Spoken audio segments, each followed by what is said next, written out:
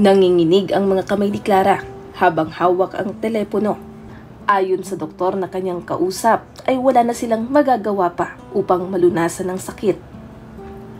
"Dok, gaano katagal na lang akong mabubuhay?" "1 taon, Clara. Pero hindi natin masabi. Depende yan sa katawan mo. Pero ngayon pa lang ay gusto ko nang maging handa ka. Hindi magiging madali ang buhay mo sa mga huling buwan. Posibleng dumepende ka sa painkillers. Traitor ang sakit mo." Pagkatapos marinig ang mga sinabi ng doktor ay agad na umuwi si Clara. Umuulan pero hindi niya yun alintana. Ang tanging nasa isip niya ay 1 taon na lamang siyang mabubuhay. 1 taon na lamang niyang makakasama ang anak na si Mary na maglalabing 1 taong gulang at ang bunsong si Leandro na magwa-8 taong gulang naman. Kapag wala na siya sa mundo ay maiiwan ang mga ito sa kanyang asawa. Si Mary ay mabait at matalino, pero si Leandro ay mahiyain at hindi pa kayang asikasuhin ng sarili. Halos masiraan ang ulo si Clara sa kakaisip. "Diyos ko, bakit ngayon pa? Hindi pa ito ang tamang panahon para iwanan ko sila. Kailangan pa nila ng pag-aaruga ng isang ina." Kahit anong edad ng isang tao ay dumarating pa rin sa punto na ang magulang, lalo na ang mga nanay, ang nagiging takbuhan natin. Dahil sa problemang kinakaharap ni Clara ay muli niyang naalala ang kanyang ina. Kung sana lamang ay buhay pa ito, sana ay mayroon siyang mapapagsabihan ng problema. Noon pa man ay ito na ang kanyang itinuturing na matalik na kaibigan, ang pinagsasabihan niya ng mga sikreto at naging sandalan niya sa bawat hamon ng buhay. Noong dalaga pa si Clara ay mayroong tindahan ang kanyang nanay Rosa. Isang araw, pagkatapos kumain ng pananghalian, ay nagtatawanan pa sila dahil sa mga kwentong barbero ng kargador na si Gary. Naroon din si Perla, ang katiwala ng tindahan, nang bigla nilang makasalubong ang isang pulubi. "Anong pinagtatawanan nyo? Wala kayong karapatan na maging masaya," wika ng babae, sabay turo ng kamay kay Rosa. "Ikaw, mamamatay ka bago pa sumapit ang 50 kaarawan mo." Matapos noon, ang katiwalang si Perla naman ang itinuro nito. "Ikaw, wala ka rin dapat na ikatuwa dahil hindi ka makakapag-asawa pa matapos mamatay ang una mong asawa. At ikaw na lalaki na wagas kong makatawa, magdudusa ka habang buhay. Makakaligtas ka, pero ang mga anak mo ay mauunang mawala sa mundong ito." Sigaw ng babae kay Gary bago naglakad papalayo. Mula noon, kahit pilitin ni Rosa na makalimutan ang sinabi ng pulubi, ay lagi niya pa rin itong naaalala, lalo na sa tuwing dumaraan siya sa lugar kung saan nila ito nakasalubong.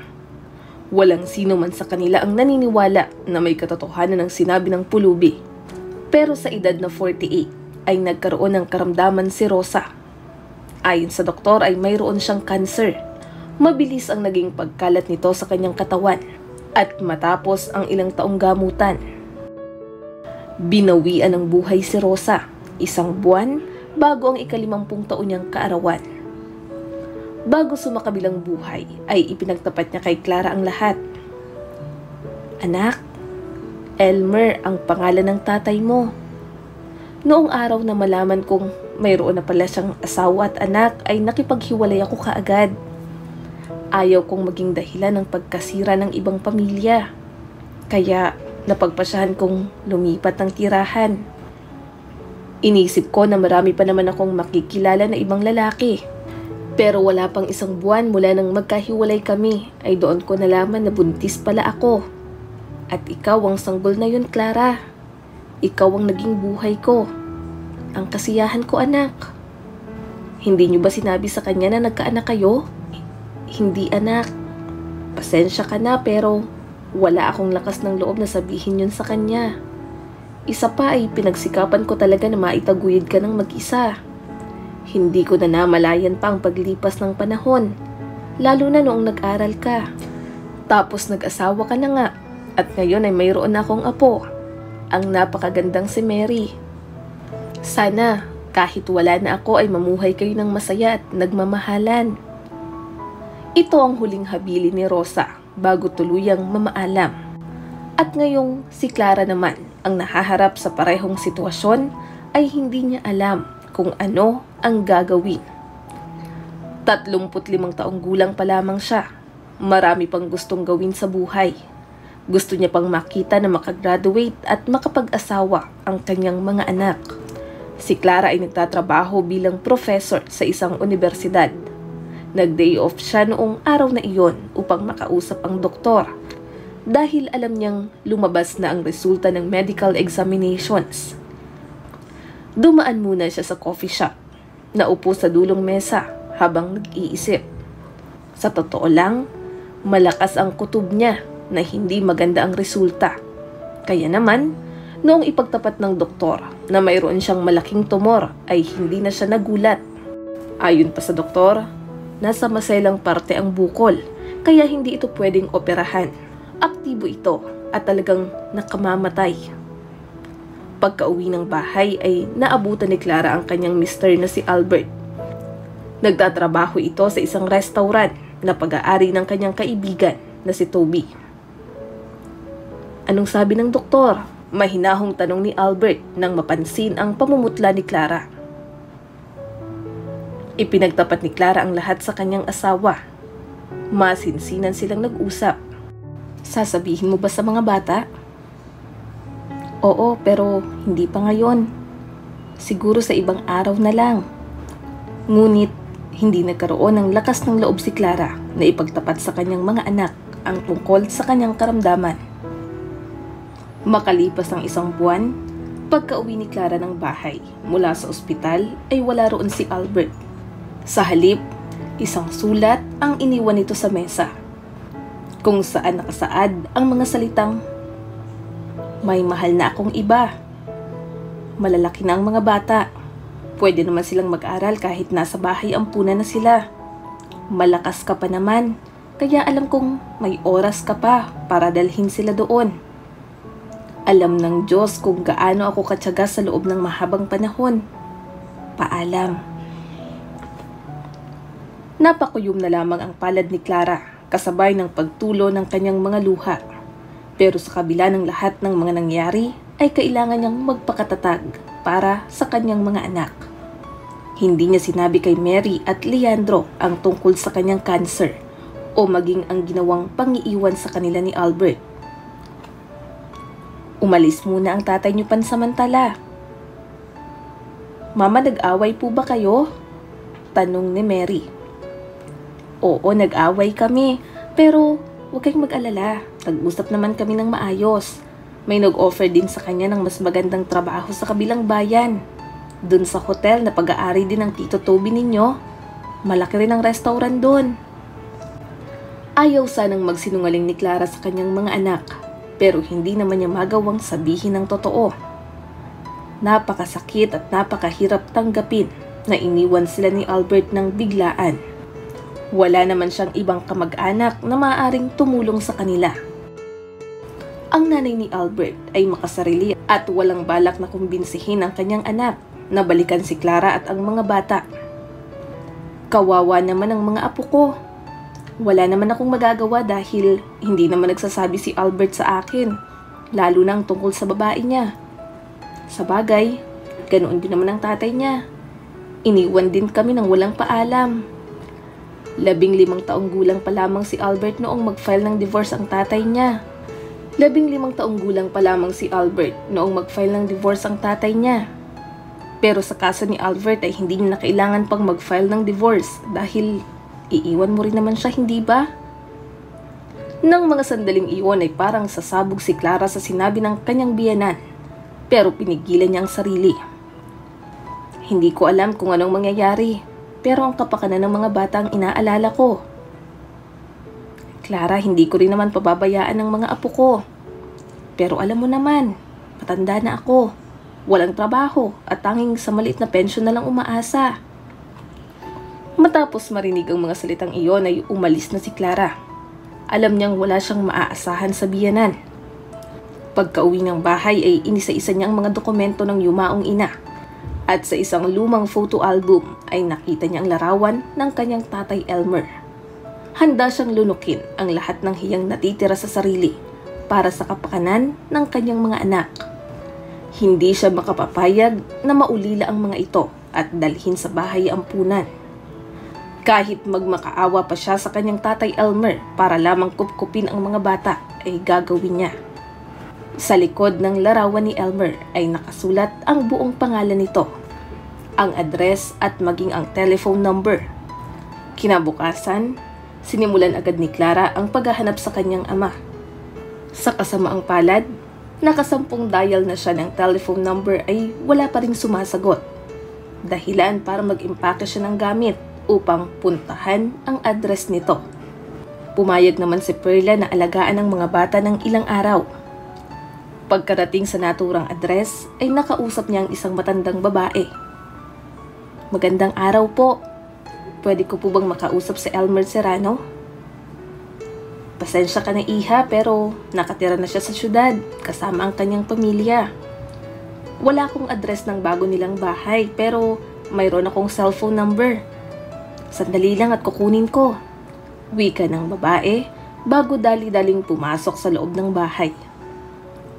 "Maswerte ka at naitago ko pa ito," muling wika ng matandang babae sabay abot ng munting papel.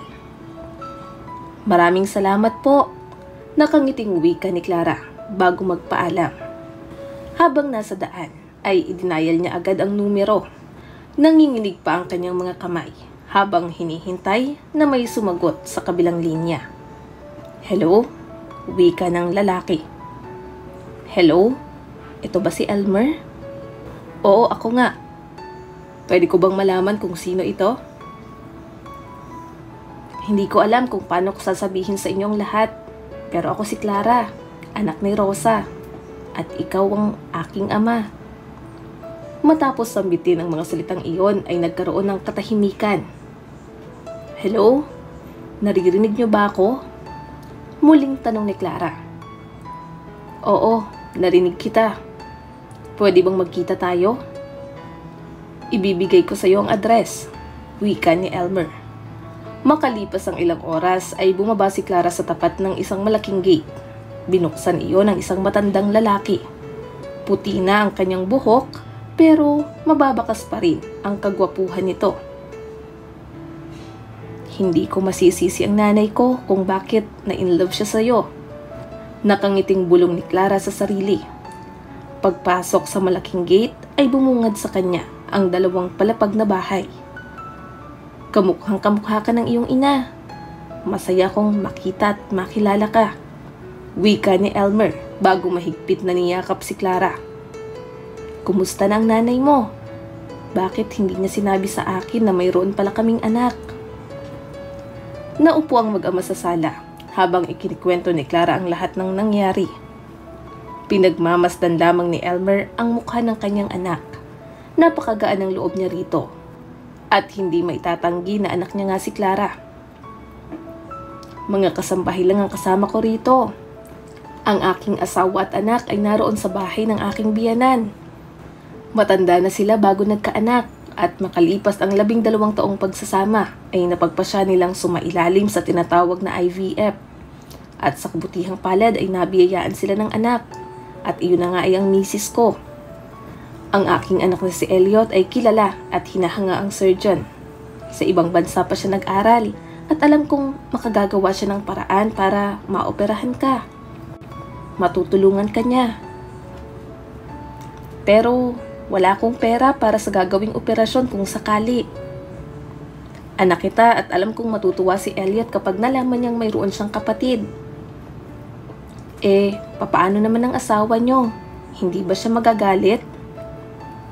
"Nangyari ang nangyari. Kakausapin ko siya at aaminin ko ang lahat. Kahit naman siya ay marami ring ginagawang kalokohan ng kabataan niya. Lahat naman tayo ay may sikreto at kahit gaano pa natin itago, ay mabubunyag at mabubunyag rin sa tamang panahon. Anak, humihingi ako ng tawad dahil hindi ko nagawang magpakatatay sa'yo. Kaya sisikapin kong makabawi. Nakikita mo naman na mayaman na ako ngayon. Lahat ay gagawin ko para sa'yo at sa aking mga apo. At ang una nating gagawin ay iligtas ang buhay mo mula sa panganib. Mabilis ang mga naging pangyayari. Para bang nanonood lamang si Clara ng isang palabas kung saan siya ang bida. Muli siyang sumailalim sa iba't ibang pagsusuri para sa gagawing operasyon. Nang magising si Clara sa ospital ay katabi niya si Elmer. Hawak nito ang kanyang kamay. "Anak, mabuti at nagising ka na. Naging matagumpay ang operasyon. Masaya kaming lahat para sa'yo. Siya nga pala, habang inooperahan ka ay mayroong tumawag sa iyong cellphone. Si Toby. Sabi niya ay pupunta raw siya dito kasama ang mga bata. Nag-usap na kami at nabanggit niya sa akin na hindi raw nagtatrabaho sa kanyang dati mong asawa. Siya nang bahalang magkwento sa iyo ng lahat. Ang mahalaga ay makapagpahinga ka muna nang sa gayon ay mapabilis ang recovery mo." Sabi ni Elliot, hindi naman daw ganun kalaki ang tumor katulad ng inaakala natin. Wala ring na damage na kahit ano maliban sa mismong pinagtanggalan ng bukol. Kaya wala pang isang taon ay siguradong makaka-recover ka na talaga. Kinabukasan ay dumating na si Toby kasama ang mga bata. Agad siyang niyakap ni Mary at Leandro. "Mama, bakit hindi niyo po sinabi sa amin na may sakit pala kayo?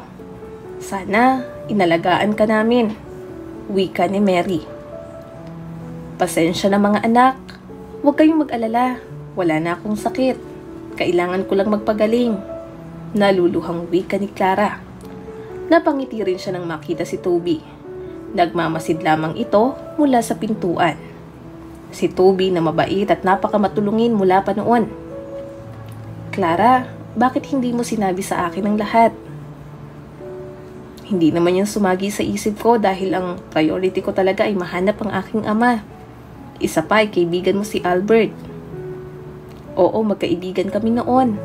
Pero matapos ang ginawa niya sa iyo at sa mga bata ay wala na akong balak na makipagkaibigan pa sa kanya. Hindi ako makapaniwalang magagawa niyang mambabae, gayong alam niya na may sakit ka." Umalis na rin siya sa restaurant. Napangiti na lamang si Clara. Alam niyang mabuting tao si Toby. Successful pagdating sa negosyo, pero sa personal na buhay ay napakalungkot nito. Hiniwalayan siya ng dating asawa. Hindi naman sila nagkaanak, kaya mula noon ay sa negosyo na lamang umiikot ang kanyang buhay. Sa paglipas ng mga araw, si Toby ang naging kaibigan at kasama niya habang nagpapagaling. Dahilan para lalong mapalapit ang loob nila sa isa't isa.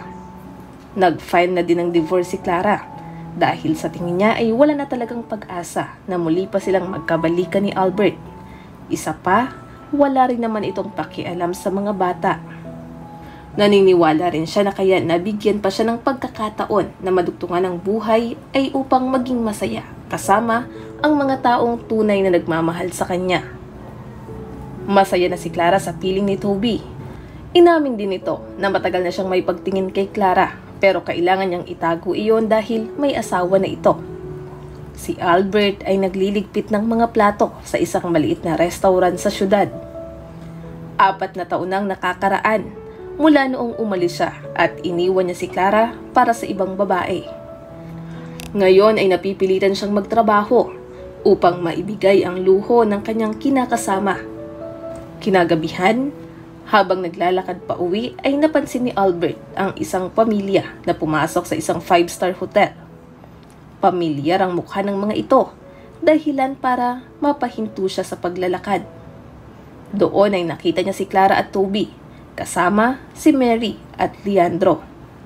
Masaya at nagtatawanan pa ang mga ito. Masayang lahat maliban kay Albert na noon ay ramdam ang inggit at pagsisisi. Kung sana lamang ay hindi niya iniwan ang kanyang pamilya. Sana ay hindi siya nagpapakahirap sa buhay para sa luho ng babaeng hindi naman siya mahal. Maraming salamat sa patuloy na panonood sa aking munting channel. Kung nagustuhan mo ang videong ito ay huwag mong kalimutang mag-like and subscribe at pakipindot mo na rin ang notification bell para updated ka sa mga susunod nating video.